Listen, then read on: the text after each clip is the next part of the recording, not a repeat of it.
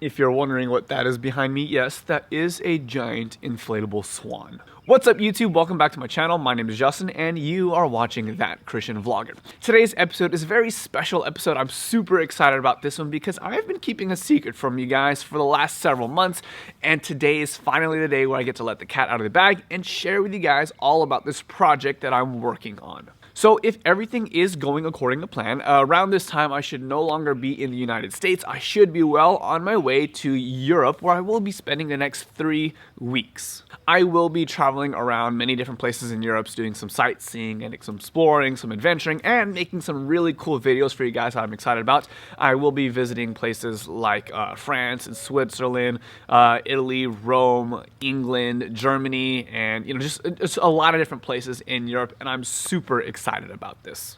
A few months ago, a buddy of mine named Johnny, who I will hopefully be introducing to you guys in the next video or two, he called me and let me know about a project that he's working on. He was basically putting together a tour for a group of people around Europe, and now there's like 100 people that are going on this tour. But he basically said, you know what, Justin, I think this is something that you would like, and I wanted to know if this was something that you would like to bring your vlog on.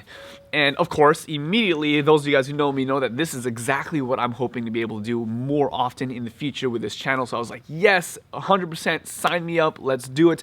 I've never been to any of these locations, or at least I've only been to England once, but this is exactly what I would love to do. And so now, here we are, we're finally doing it. So what exactly in Europe are we going to be doing? Well, this entire tour is focused around one central event known as the Protestant Reformation. I know a lot of you guys have probably heard that before, but maybe aren't entirely familiar with what the Protestant Reformation is, and there is obviously a lot that I could say about it, but I will be sharing a lot more in the videos to come. But the Protestant Reformation, in short, was an event that took place about 500 years ago that dramatically changed the way that Christianity exists in the world today. You see, back in the day, the ancient Roman Catholic Church wasn't quite the kind and compassionate and loving church that many of us are familiar with today.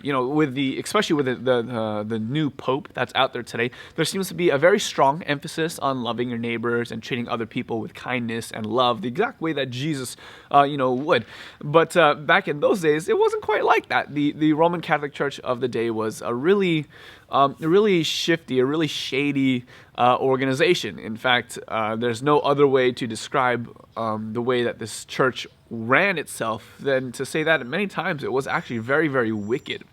The church had its very big share of political scandals, the abuse of power, just mistreating people, and certainly not to say the least, but the church was responsible for literally thousands upon thousands upon thousands of, murdering and slaughters of innocent people simply because they believed differently or lived differently than they believed was right. Well, obviously, this wasn't something that very many people were happy about, and eventually, a group of people eventually banded together to try and change the church from the inside out, to try and make it better, to try and upgrade it, and change kind of the way that it was treating people.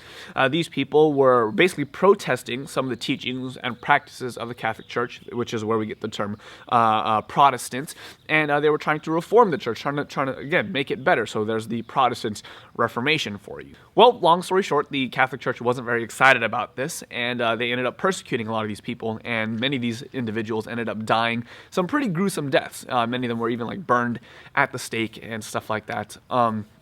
But these men and these women would later on go to found some of the common churches that many of us are familiar with today. Men and women, people like, John Calvin or Luther or Martin Luther or Ulrich Zwingli, John Calvin, and they would found denominations like the Lutherans and the Baptists and the Calvinists and the Methodists or whatever the case is. So needless to say, I am very excited to be able to travel Europe because I am able to not only learn about these stories, but I'm able to experience them firsthand, to be able to go to the places where these powerful men and women lived and where they did these amazing deeds. And I'm so excited to be able to share these stories with you because there's a lot of stories of courage and really great strength and just things that I think that we should all emulate, as well as, with this being history, there are some rather sobering and rather challenging moments that we can draw from and learn from and improve on. And as a side note, this is why I think history is so important.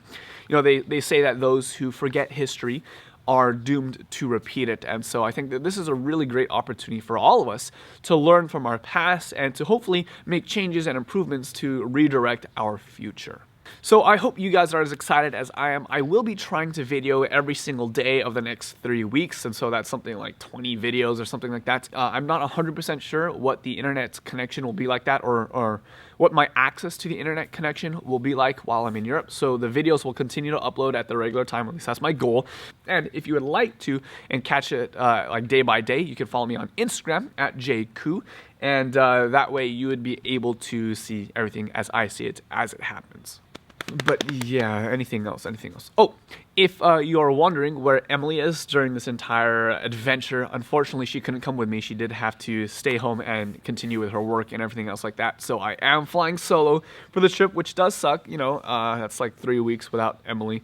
But it is what it is. But I'm still looking forward to this trip. I'm gonna miss her tremendously, but hopefully we'll be able to have some fun along the way. But yeah, as I said, I'm so excited for this opportunity. This is definitely what I'm wanting to do in the future more. I definitely love doing the videos where I'm in the office, talking to you guys about a subject or a question, but I cannot wait to get out there in the world and to be able to bring you guys with me to go on these adventures and to do it really from a Christian perspective, to basically share with you guys what I see God doing in the lives of people all around the world. So, as I like to say, until next time, I'm that Christian vlogger, and I want to encourage you to experience faith in the first person.